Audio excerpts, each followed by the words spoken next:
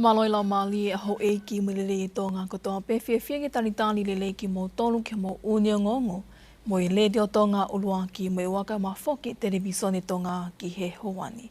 Waka i ko i ki ngahi ulu i ngongo.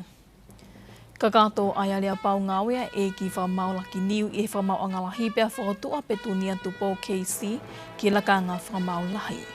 Whawhoki ki api e whānawa ko whomono o i api ako malunga e wa aniawhi hi no mao e koviti tahi wātako tahi whānau whomono. Pea whātau hingoa e tō uhu hono ni manoa ko e potungai polisi ke no pele whila kepa i whaamu ke molo mui wa e tō uhu koe ni i ngahi ngau e whakataki le lei ko i ana ane whahoko. O ku te epe me ngahi o ke anaya.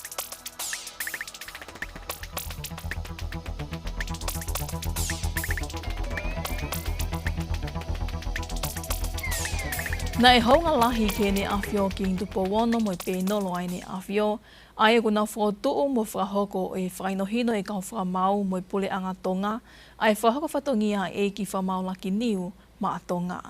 Na e whahoko ai whamalo koe ni i he osi mo i kakato ai alea pau ngawe a laki niu koe e ki whamau i whamau anga lahi, i aho tolu noa i mahina ko si sune wanoa woua.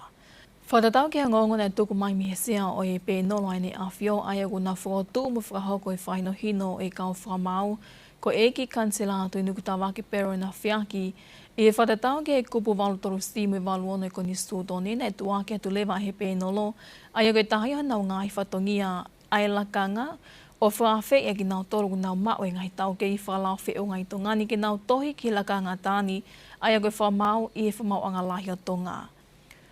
I he ngongo nei tuku mai me he pēnolo ai ne awhio ai e kuna whotu umu whahoko o i whahinohino e kau whamau na e tuku mai ai mohono whotu ki he ne awhio i hele whakatātoko ni ke whanofo petunia tupo KC ki e lakanga whamau lahi. Na e whamahino i he ngongo me he pēnolo ko i hiri ahono sivi kakato e kau kanditeiti na nau tohi ki he lakangani ka wai mohono whai ki eke o ki nau tolu. Na e tei pehe whoki i he ngongo me he pēnolo ko petunia tupo KC ko i whawhunga lau ko whahako whatongia tau lahi tō ngani he malae o e lau pehe ki community pia o whapapa i lahi a i he whahako whatongia lelei mo whaito tonu. Ko no tali o e whotu o petunia tupo KC me he pēnolo ki ne awhio i whataha tokoni o kune hoko ai ko i whamau i whamau anga lahi mo i whamau anga kere ko ia o tonga. Na e tuku atua ne awhi, me he api ako malunga e wā e whānawa ko whomuono ko toa pēki hono ngahi api takitaha, tupu enimi hono mau e toa taha e whānau he koviti tāhi wā. E whamatala ai pule ako o ako anga ato o tata tafu, kono whawhoki ato e whānawa ko ki api, mātu unga eni me he whale i e potunga e mo ui ki he wha amu, ke tauta ofi hatu e mawholai koviti tāhi wā i he ako anga. Ko ane awhi. Na mauai e tōtaha i he whōmuano. Pea nai paurewa ke hangi ko advice koe me whare maha ki ke tuko te whōmuano ia ki o nau whamamaheki nau tolu. E te nau toki whoki mai rewa ki nau tolu i he mōni te ui ka hau.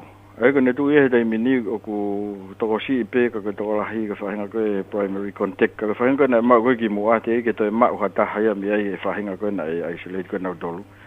Aia ka ke iswa mui pe ane awhi ko ke toko taha e whōmono. Pea kulo tonga whamamahi atu nau tono. Koe kau whai ako ku hangate au ke toko taha pe ko mau he COVID. Pea koe mai toko tolu whai ako pe na nau whiohi wāwhi. Ka nau whamamahi pe nau tolu e sivia he ahoni, e mahina mai ahoni. Aia ka whai toko whaa pe ko ia ko whamamahi me he ako. Koe wiki ake ne tolo hono mao he koviti tahi vai ni ihi i ako angani, ka aku whawhua aku te eki au ni i ko nau mao he koviti ki e toko ngofulu. Koe ni ine nau mao he koviti i he ngowike ki mo atu ko na osfoki ko toa pēkia ko whataha ia me ni ihi ko iani nau whiohi wā o whi. Ne behe ta tafu ne ngā hon tau hi whamawahe whānawa ko whomono koe ni nau ngai api no whuanga, ka ku nau i he tuunga whakawhia maali e ko toa pē. I kai ngatai ka na ane pehe o ki kai ke fu e sia ai a koe whanau i hea ot koe ni koviti tāhi wā. Ke hui ko osi tō ai ko ngalahia o i ngai silapa ko i hono a ko i roto ngai e wā i taimin e kei loka whawhonua ai a tonga tapuni. Kai whuke fu e sia whewhe koe ngā ko tō mua pe whuke a ko heni o whatatau ke ngahi ako koe. Ako ne hoko mai koe ni ai whamawahi koe ngahi ako koe ke ai ngahi lewolo koe ni. Hange koe tau te whitu ke whomono pe mue whom fitu. o ko tu pe ko ke fua ho ha fe I ko fai ako pe mai apia kon ko nga ko tu ku nga ko no le ko sila pa na le mai pe ki mo pa ko hange be na ki ma lo atu pe se be te mo le yang pa te foki mai le pe ako ia I tai mini fa ko pe nga tu ko to ko me fa I matapa ku ia o mata pure be me sivi ko ke ma fa na sivi ai ki tam si ko to pe ke tipe ka pungpongi mafana ko yo ko Oktober ponima pe malunga info ke atuia pe os ko ya ko pa ke na fano ai ke en sanitizer pe to ki hore ki lokiako ku ya pe mengahi na fano ai ma pe mengahi singi mengahi na fano ke hika firma o ke fasisi ma folai ma kini I fana wa ko o ku lele lolo ai pe ai poloka ma ko ya ai ako angani me pongi ke ne toku I firma o ke ona te iai ha whenga mālie ma ai whāna wa ko, ke nau whio hi waofi holoai I he taimi mālolo pe kai hoa tā. O ku whawawhong ke whāna wa ko ni mga furu tūpo rutonga tau I whamawahi I tō ai o nau ngahi api, me I he whāna wa ko whakatoa whāngiao nunga furu tūpo I ako anga maalunga o e wā. Na ai talitari whia he ahmoni te he komisiona polisi Shane McLennan ka koe whaafi whalanglangia o e porokalama ki no talitari o e tohu fo o hono ni manoa koe e potungai polisi a tonga ai whanau e toko toru nima kua whiri ki nau malo I ai kakangi e whanua motonga. Alice Tupo mo I whakaikiki. Ko e kautohu fo o no pele whira ke pa o ku kauke e kau whewhine tō taha whitu pe ki kau tangata e toko taha walu. Ko e polokalama koe ni ko no taitari ki nau tolu ke ka mata na wako I apiako polisi a tonga aia na e kau whatahe polokalama ni a kau taki maolunga I potunga we ngahi whamiri mo maheni o kautohu fo o. I lea koe komisiona polisi lo tonga polokalamana ni whahai ai mea I rei koe no pele whira ke pa ke whahingoa e tō hufo o ko niki ai, lo tonga ia kune me atu ke whatongia I tō ple anga. Nei te pehe McLennan na I kai uhinga no whiri o no pele whira ke pā ke whahingoa aki ai tō hufo o hono ni manoa ko ia ai potunga polisi, ko hika komisiona polisi le o mālolo ia tau e taha potunga we mei e pelere tau ko siki mea tau ni, ka koe uhika no pele ia moi e ki tau e kau tau koe ni awhio, pia e hoko e koe whaiwhaitak anga le lei ke molomolo mui vae kia e tō hū koe ni, I he ngahi ngawe whataki nane whahoko. Nane toi whamalo ia ngahi mātua tau whanau I nau loto lelei mo whaatai nau whanau ke nau hoko e kau ofisa polisi lelei, pe he ai nau popo lelei koe ke nau taliangi mo whaifatongia ma ai potungai polisi a tonga.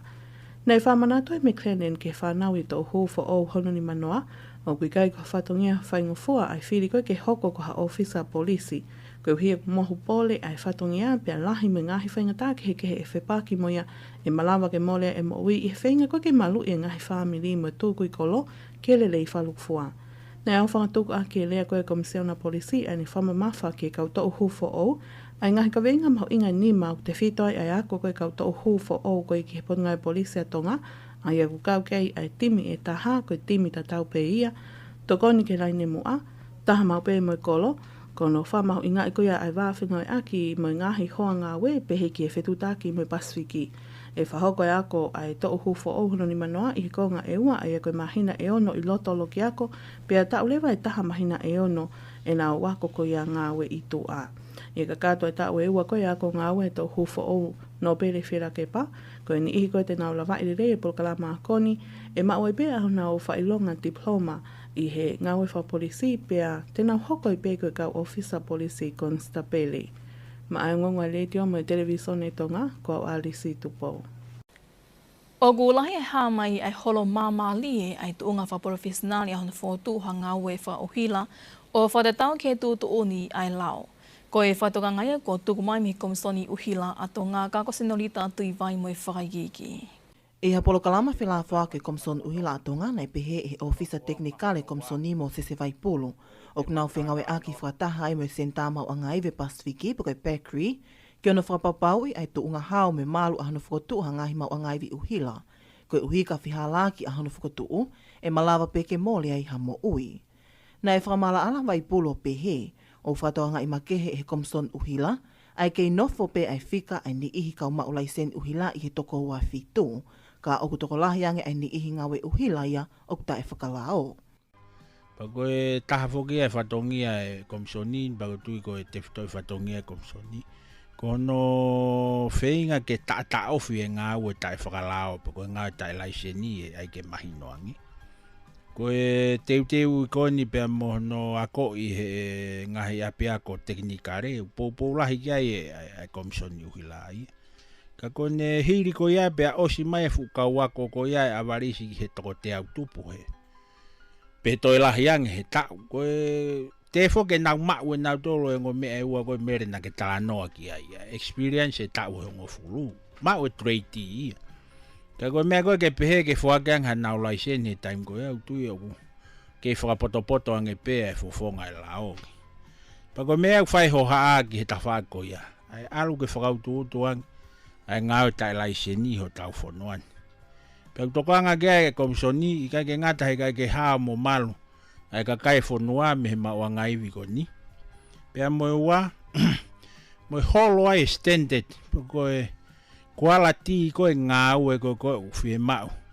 Mantu whok tau whakamalu ki he lao ngau e ake Nusila mo Australia. Pau tau ngoi be he time ko whai ai he tau whatongia koe siwi koe ngahi ngau e maulalo au pito i he tuunga ko ke standard e ngā we ane i kai ke potu tatau mo tuuni ko e lao ko ia koe ke te ha mautuaki e fu tokolahi yang ai kau ngā we ta e laiseni ko Ok mahino pe koe ngahi ako anga wha teknikale i tonga ni ok wha osi ako me iai ha toko te au ko na wako ki ngā we whaka uhila ka aku tue komson uhila o kei whapoto ange pe ke toki mau halaiseni ha toko taha uhila o ka pau e laka hake i he tau e hongo fulu a ene ngawe tau kei whaka uhila. Mai ngonga le tio me televisione tonga ko Osnolita tu i vai. Mua pia tau mawai te toi wakaingi pehen ki ngahi ulu i o ngongo. Ka kato ai alea pau ngā ue a e ki whamau laki niu i whamau anga lahi pia whotua petunian tupo KC ki lakanga whamau lahi. Whawhoki ki api e whanau ako whomuono e api ako maalunga o ewa ni awhi hiri hono mau e he COVID taha i wātoko taha i whanau whomuono. Pea whatau hingoa e tō uhu hono ni manoa koe potunga e polisi ke no pele whila kepa e he whaamu ke moro mui vae a e tō hu koe ni i ngahi ngau e whataki le lei koe ia na ane whahoko. Koe ka kātoi pēh mō ngahi ngongo i he lea whatonga me le te o tonga orangi mo i waka e mawhoki e televisione tonga ki e huani. O ge e whaamu ne a taki katoa te pēr ngahi o ngoni ki ora to whāni katoa pē. Whamalo tu ke tau kei whi au mai ka mō mea.